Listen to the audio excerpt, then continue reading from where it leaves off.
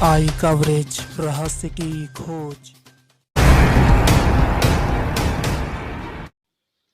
उत्तर प्रदेश के deputy CM Keshav Prasad Maurya Kushinagar जनपद पहुंचे, जहां खड्डा विधानसभा के रामपुर गुन्हा में आयोजित श्री शनि मंदिर निर्माण भूमि पूजन किया। साथ ही विभिन्न 101 परियोजनाओं को लेकर लोकार्पण भी किया। उत्तर प्रदेश के डिप्टी सीएम कुशीनगर जनपद के खड्डा विधानसभा के रामपुर गुन्हा में आयोजित 101 परियोजनाओं का लोकार्पण करने के लिए पहुंचे। साथ ही उन्होंने श्री शनिदेव मंदिर निर्माण भूमि पूजन भी किया। भूमि पूजन करने के बाद कार्यक्रम स्थल पर पहुंचे, जहां कुशीनगर के सांसद विजय दुबे और तमाम विधानसभाओं के विधायकों और भाजपा के नेताओं ने माल्यार्पण कर उनका स्वागत किया। इस मौके पर डिप्टी सीएम केशव प्रसाद मौर्य ने उत्तराखंड में त्रासदी में अपनी जान गंवाने वाले युवक के परिजन को 4 लाख रुपए का चेक दिया। उसके बाद डिप्टी सीएम ने कुशीनगर में 101 विकास परियोजनाओं का शिलान्यास किया। लगभग 2 अरब की लागत से होने वाले विकास लोकार्पण किए। इस मौके पर डिप्टी सीएम ने अपने संबोधन के दौरान 4 साल में सरकार द्वारा निर्माण विभाग में 1479 करोड़ रुपया केवल कुशीनगर को मिलने की बात कही। साथ ही कुशीनगर के विधायकों की मांग को अक्सर पूरा करता हूं, यह भी बात कही। डिप्टी सीएम ने संबोधन के दौरान कहते हुए कुशीनगर की धरती पर आने पर सुखद अनुभूति होती है, जिस वजह से केंद्र और प्रदेश में भाजपा की सरकार बनने के बाद देश और प्रदेश में विकास की गंगा बह रही है। किसान सम्मान निधि सबके खाते में दिया गया है, जबकि समाजवादी पार्टी की सरकार में 2 घंटे से ज़्यादा बिजली नहीं मिलती थी, लेकिन हमारी सरकार 16 से 18 घंटा बिजली गांव में दे रही है। उन्होंने कहा कि पहले सड़कों के लिए पैसा आता था, लेकिन सड़क कागज में बनती थी। आज प्रदेश में कोई गुंडागर्दी नहीं कर सकता। केंद्र और प्रदेश में बीजेपी की सरकार नहीं बनी होती तो राम मंदिर नहीं बन पाता। कोई बच्चा टॉप करता है, उसके नाम से सड़क बनाई जा रही है। महापुरुषों के नाम से सड़कें बनाने का काम करते हैं। उन्होंने आगे कहा, अच्छा काम करने वाले अधिकारियों को प्रशंसा दी जाती है, जबकि गलत काम करने वाले अधिकारियों को दंड देने का काम हमारी सरकार करती है। यूपी में बीजेपी की सरकार किसी व्यक्ति की नहीं, बल्कि 24 करोड़ लोगों की सरकार है, जबकि पिछली सरकार में कुछ जिलों में बिजली आती थी, बाकी जिले में अंधेरे रहते थे। आज सभी जिलों में समान रूप से बिजली मिल रही है, जिस वजह से विपक्षी हमारे काम से निराश हैं। मैंने कहा गजब है, पढ़ा लिखा व्यक्ति है। उत्तर प्रदेश जैसे बड़े राज्य के मुख्यमंत्री 5 साल तक रहे। वैक्सीन वैज्ञानिकों की होती कि किसी राजनीतिक दल की होती? उन्होंने कहा, और इस तरह बड़ा बौखलाए हुए।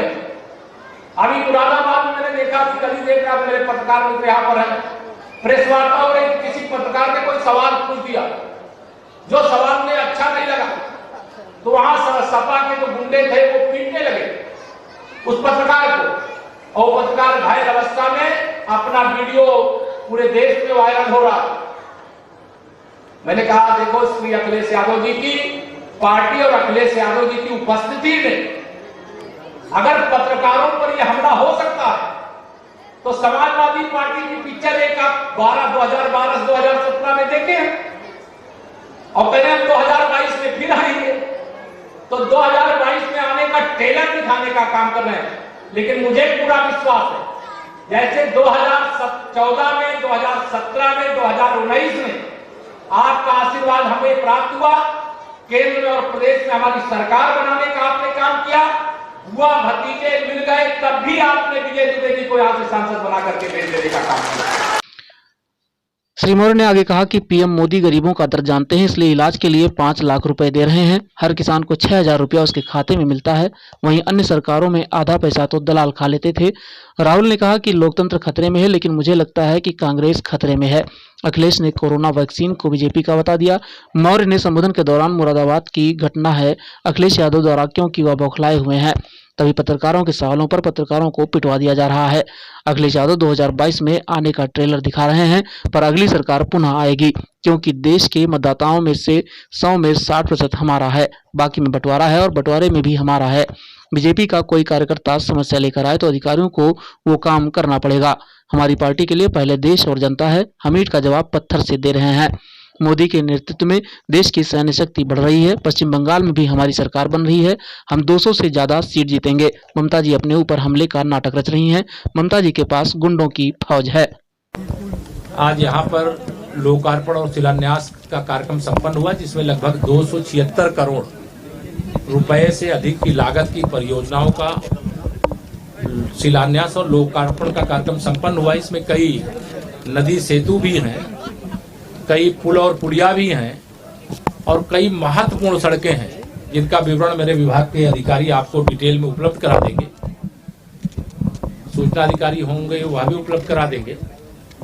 और हमारा प्रयास है, और मैं पूरा भी हिसाब लगा रहा था कि जनपद में हम लोग 4 वर्ष से कम समय में 1479 करोड़ रुपए की परियोजना अकेले कुशीनगर जनपद में केवल लोक निर्माण विभाग के माध्यम से, और सारे विभागों की योजनाओं को जोड़ देंगे तो कितना विकास की दृष्टि से केंद्र और प्रदेश सरकार के माध्यम से माननीय मोदी जी, माननीय योगी जी के नेतृत्व में यहाँ कार्य हुआ है, वो अभूतपूर्व है।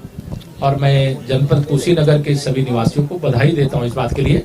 और अभी हम लोग लगातार यह विकास का कार्य जारी रखेंगे, और 2022 में फिर से भारतीय जनता पार्टी 300 से अधिक सीटें जीत करके सरकार भी बनाएगी, और फिर आगे हम बहुत अच्छा काम जो कर रहे हैं वैसा ही करते रहेंगे। सारे विरोधी मिल करके, चाहे वो भानुमति का कुनबा भी क्यों ना जोड़ ले, जिस प्रकार से केंद्र में बुआ भतीजे मिलकर के भाजपा के विजय रथ को नहीं रोक पाए और विजय दुबे जी को भी आप सब लोगों ने यहाँ से जिता दिया, उसी प्रकार से यह विजय अभियान हमारा 2022 में और 2024 में निरंतर जारी है। बंगाल में भारतीय जनता पार्टी अब की बार 200 पार, वहाँ पहली बार भारतीय जनता पार्टी की सरकार बहुत बड़े बहुमत के साथ बनने जा रही है। भाजपा का कार्यकर्ता वहाँ संघर्ष भी किया है, बलिदान भी दिया है, लेकिन वहाँ की जनता भारतीय जनता पार्टी और माननीय नरेंद्र मोदी जी के साथ खड़ी हो गई है, और पूरा चुनाव वहाँ की जनता अपने हाथ में लेकर के और भाजपा को जिताने का एक मन बना लिया है। इसलिए दीदी घबराई हुई हैं और एक ना एक कोई ड्रामा कर रही हैं, कोई आरोप लगाती हैं। अभी जो तथाकथित रूप से उनके ऊपर हमले के आरोप लगाए गए, वह अभी जांच में पाया गया कि वह उनका एक एपिसोड था जिसका आज समापन हो गया। वो कहती थी कि खेला हो गए, लेकिन उनका खेला खत्म हो गया। सर, अखिलेश यादव जो पत्रकारों पर उत्पीड़न कर रहे हैं, मैं अखिलेश यादव जी से पूछा हूँ कि पत्रकारों पर हमला क्यों हुआ और आपकी उपस्थिति में क्यों? और कोई पत्रकार, आप में से कई लोग मुझसे भी सवाल पूछ रहे हैं, मेरी भी इच्छा होगी कोई सवाल का आपको मैं जवाब नहीं भी दे सकता हूँ, मना कर सकता हूँ कि नो कमेंट, लेकिन कोई सवाल पूछे, सवाल के जवाब में अगर हमला किया जाए तो समाजवादी पार्टी अपना टेलर दिखा रही है कि 2012 से 17 तक जो उत्तर प्रदेश की जनता ने समाजवादी पार्टी शासन के अत्याचारों का सामना किया है, उससे भी बहुत बड़ी फिल्म दोबारा कभी भी मौका मिलेगा तो समाजवादी पार्टी दिखाने का काम करेगी।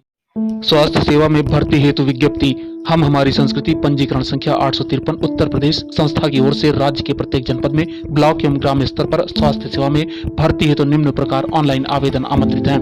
पद का नाम स्वास्थ्य मित्र, योग्यता इंटरमीडिएट महिला पुरुष, वेतनमान 6000 रुपए। पद का नाम हेल्थ कोऑर्डिनेटर, योग्यता स्नातक महिला पुरुष, वेतनमान 12000 रुपए।